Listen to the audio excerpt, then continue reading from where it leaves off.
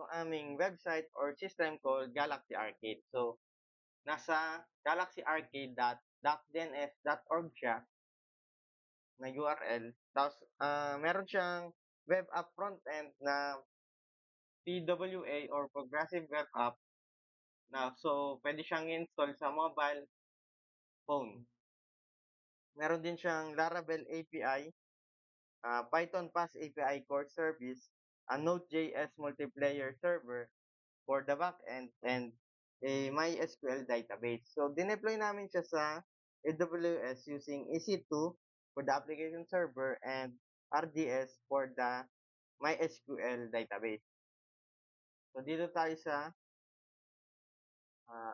AWS EC2. So, dito sa instance, meron na kaming nagawa. So, dito pumili namin ay Asia Pacific, Singapore. So, meron na kami. So, papakita ko lang kung anong mga nilagay namin doon sa nung nag-create kami ng bago. So, dito nilagay lang namin yung Galaxy Arcade by sa OS. Ang pinili namin ay Ubuntu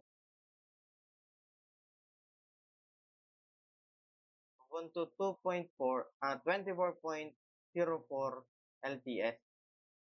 Sabay, naka T3 micro kami. Sabay, sa Keeper, nag-create ako ng bago nung ginawa ko. So, ito yon. Sabay, meron din kaming security group for security defense for both the web application saka database. And the storage is 30 GB. So, itong EC2 instance na to ay para sa aming application server. Ino-host niya yung front-end, Laravel API, Python service, at Node multiplayer server. Pakita ko naman yung aming security.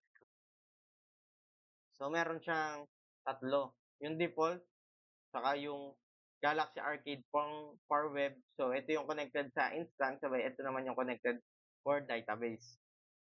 So, dito,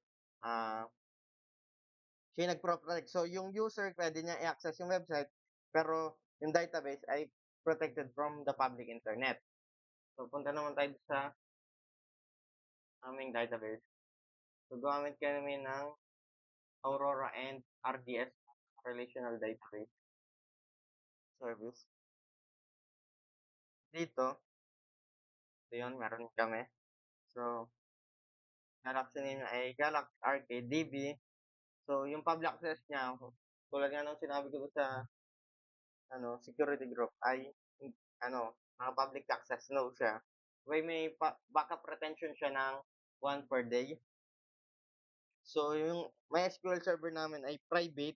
So, only the EC2 server can connect to it. So, ipapakita ko naman sa inyo kung um, paano i-connect namin yung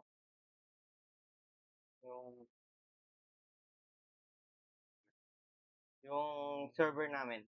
Connect sa server namin using CMD. Parang by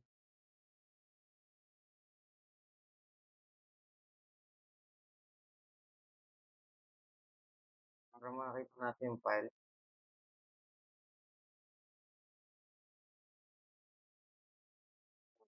Mga file na nasa loob niya, yung Galaxy Arcade API o yung Laravel namin. Yung Galaxy Arcade Nebula Weaver server ay yung multiplayer server namin. Yung Galaxy Arcade PWA yung front-end, saka yung Galaxy Arcade Python Core. So, yung Python namin. So, check natin kung yung services. So, yeah. Dito, ang services namin, HTTP 200 siya. So, yung status niya ay okay. Nagana siya. So, ipapakita naman namin. This health check confirms na Laravel API, Python Core, at yung Node.js server namin ay nagra-run. Okay.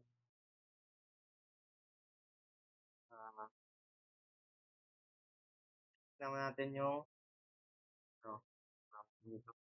database.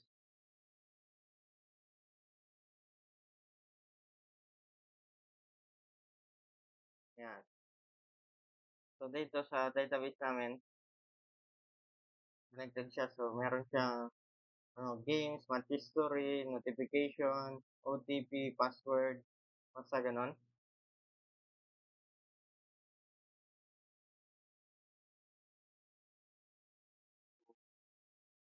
Meron din kaming log.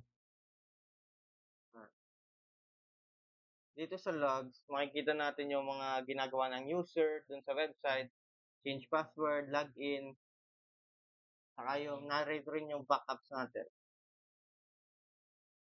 Yun lang po sa AWS EC2 and RDS po para dun sa aming project.